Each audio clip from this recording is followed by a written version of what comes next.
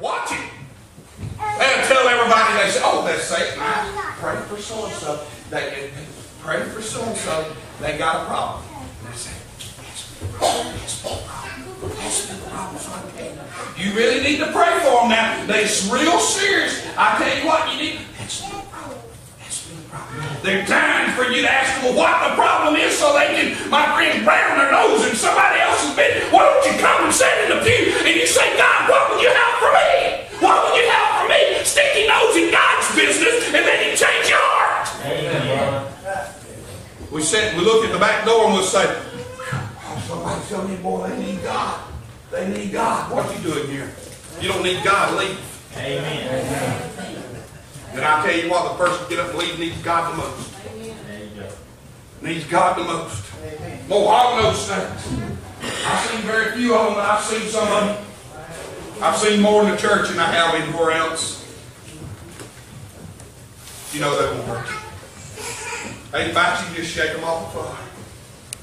So all you got to do is just shake them off and go home, just tend to your business, tend to God's business, get out of everybody else's business, and everybody will be fine. I run a business. I've been running the business for going on 30 years now. Yeah, 30 years. This is 2010, 1980. I started a business. And I thank God for my business. He's blessed me well in my business. But I found out something other. There ain't nobody gonna tend to my business but me. I found that out. They won't nobody tend to my business but me. Come on. And when I got everybody out that was trying to tend to my business but me, God blessed it. Yes. Amen. I'm going to tell you, God will bless a life. When you get everybody else. See, that's why, Brother Patrick, I'm careful with what I say. Especially, Brother Robert, when witnessing to somebody. If you witness to somebody and you keep on, and you keep on, and you keep on, they'll come to the place that they'll think that you're the one that's dealing with them and not the Holy Spirit. Right. You got to back off and just smile at them when you see them and let God deal with them. Yeah. Get your nose out of their business and let God take care of them. Pray for them. Spend that time that you spend on the phone. Spend that time that you spend worrying about them on your face before God and pray for them. Amen. And you'll see God work. Shake that old hog-nosed snake off. He won't hurt you. He won't hurt you at all. Then there's one. This is one that's very other. We can see it, Brother Patrick, when we preach it. That's why if you'll notice something, I'm glad that Brownsdale come up here and sit up front because I don't want to eyeball everybody. I'm a cat person. I just look at people that I know and all that. That's why I like to see my little granddaughter sing before me and all that, because I don't want to look at you and say, he's picked me out of the crowd. Amen. But there's one Brother Jeff, you go to preaching, you pick them out. That's an old spread matter. That old spread matter, buddy. You've seen them, Brother Kurt, and a peanut, son. You walk by them, they'd be curled up under the peanut there. You take that whole and touch and that'll hit and just spread out. And they'll sit there, they just spew at you. They'll pick their head up, head wide now, that big, they just spew at you. You see it? You see it, Brother Robert? You get on their scene. They spread out. They sit in there, they puff up. Oh, they'll go a week, they won't speak to the preacher. They'll go 2 weeks, they won't come back to church.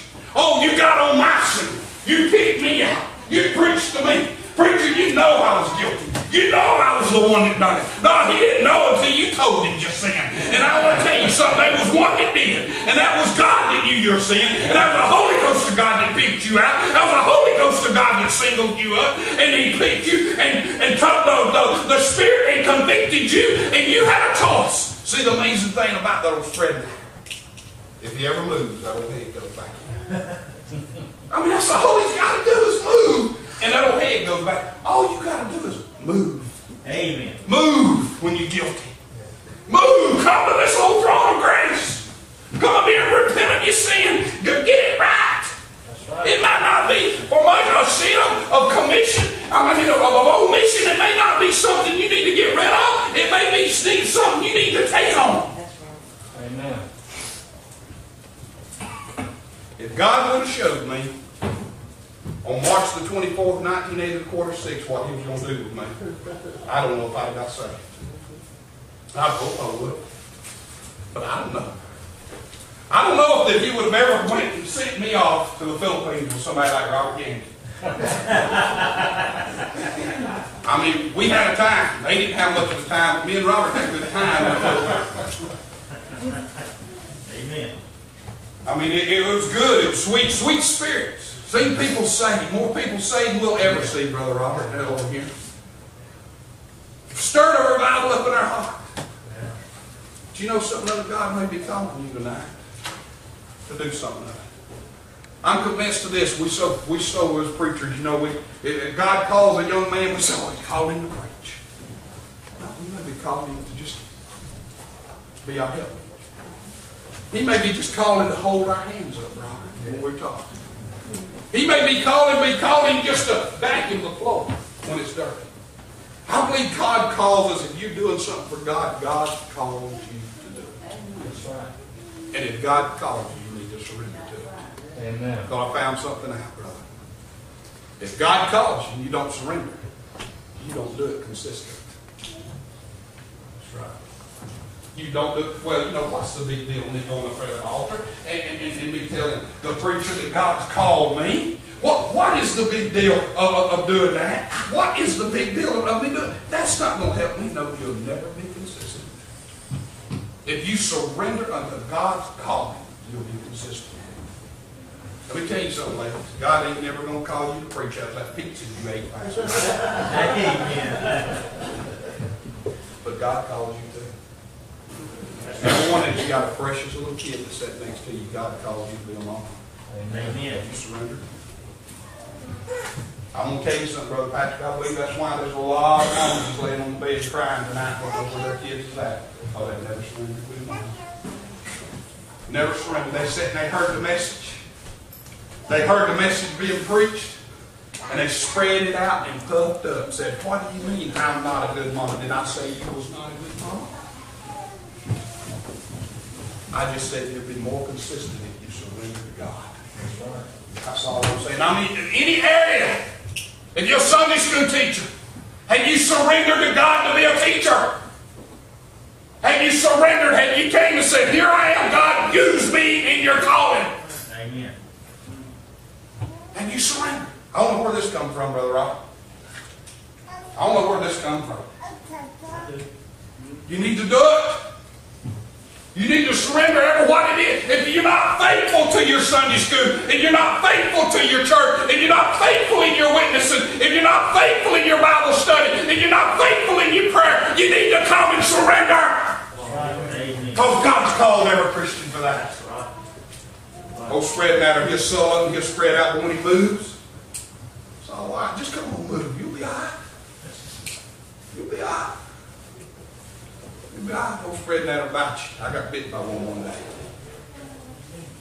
I got bit, but he just had a shoe. He didn't go all the way through. Thank God. Well, I'd had a heart attack then and died right there. But don't take a poisonous snake and kill me. Just one bite, bring blood. I'm dead. But you know something on spread matter is not poison. He can bite you. You can just shake him off. Go on. He ain't going to hurt you. He ain't going to hurt you. Then there's that old rat snake. There's that old rat snake. I hate rats. I hate a rat. Ooh, I can't stand a rat. I mean, you know, we was in the Philippines and we was eating over one day and I pulled a tail out about this long and it didn't, I mean, it just slick and all. I said, y'all got squirrels over here? And they said, no. I said,